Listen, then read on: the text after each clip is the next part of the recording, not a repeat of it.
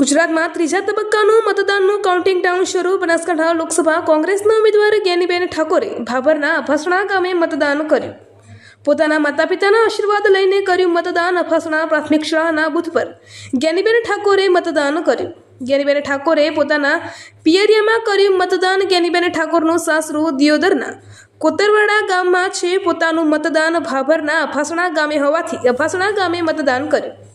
વહેલી સવારે મતદાન મથક પર મતદારો આવી રહ્યા છે. મતદાન મથક પર કોઈ મતદારોને અગવડ ન પડે તેવી સુવિધા કરવામાં આવી છે. મતદાન મથક પર કોઈ અનિચ્છનીય ઘટના ન બને તેની સુરક્ષા માટે પોલીસ બંદોબસ્ત ગોઠવી દેવાયો. દરેક બૂથ પર મતદારોની મોટી કતારો જોવા મળી. ભાભર શહેર સહિત દરેક ભાભર તાલુકાના ગામડાઓમાં ગરમીના કારણે મંડપ સહિત ઠંડા પાણીની વ્યવસ્થા કરવામાં આવી. અહેવાલ ગોપાલ કે પૂજારા, ભાભર, બનાસકાંઠા.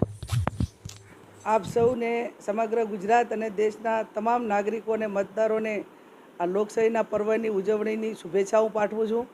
આ લોકશાહી ડેમોક્રેસી આવનાર દેશનું ભવિષ્ય અને આપ સૌ મોટા પ્રમાણમાં જે બંધારણીય હક તમને મતદાતા તરીકેનો મળેલો છે, તો તમારો કિંમતી પવિત્ર મતનું જે મૂલ્યાંકન છે એ ભારત દેશની લોકશાહીમાં એક સામાન્ય પરિવારથી કરીને PM સુધીનું એનું વેલ્યુએશન સરખું હોય ત્યારે એટલા માટે જ કહેવામાં આવ્યું છે કે આપણો કિંમતી પવિત્ર અને અમૂલ્ય વોટ કોઈ પણ લોભ લાલચ વગર તમે તમારી રીતે આપી અપાવી કોંગ્રેસ પાર્ટીને વિજય બનાવો.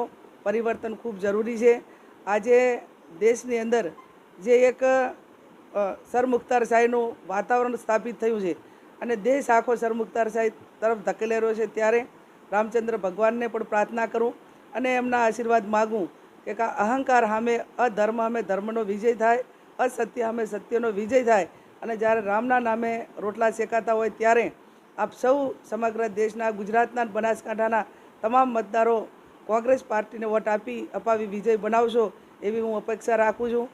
ગરમીનો સમય હોવાથી વહેલામાં વહેલું મતદાન થાય અને જે કંઈ વ્યવસ્થાઓના ભાગરૂપે પાણીના બધું જ બૂથો ઉપર કદાચ વ્યવસ્થા ન હોય તો પણ તમે ઘરેથી પણ પાણીની બોટલ લઈ અને મતદાન મથક સુધી જજો. ફરી આપ સૌ એક ભાઈચારાની ભાવના આખા જિલ્લાની અંદર જળવાઈ રહે.